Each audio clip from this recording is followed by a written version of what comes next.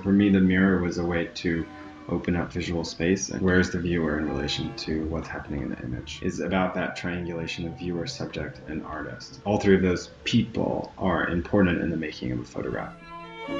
The piece that I did self-portrait with David, it was basically a 10-foot by 10-foot photograph. There was a stone box that had a two-way mirror in the front. So when you looked into the mirror, you could see yourself in the scene. Inside the box, there was a camera taking pictures of the people in front of the box, displayed on the iPad next to it.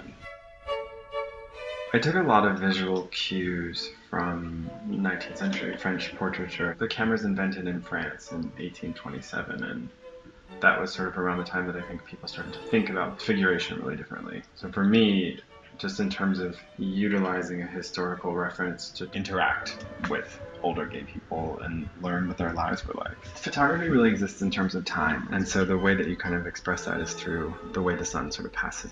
I met these people when I was really young with the intention of staying close to them over the course of the years in order to kind of document the progression of their lives as well as mine. In photography, where you're in intimate situations with people that you kind of don't really know, there's always this discussion or this problem of exploitation. So it was very important that I was a protagonist in the work, that it was, that there was something at stake for me as well as the person that I was photographing.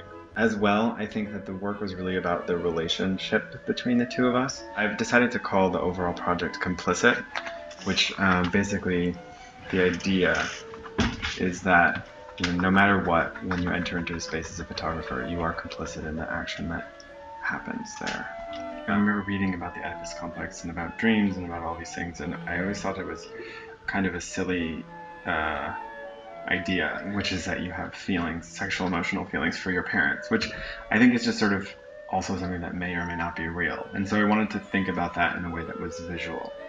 So I started to photograph myself in these somewhat salacious scenarios with these older men, to really interrogate, what Oedipus complex could mean and how sexual theories throughout history could affect the way that people think about and view themselves in different forms of sexuality.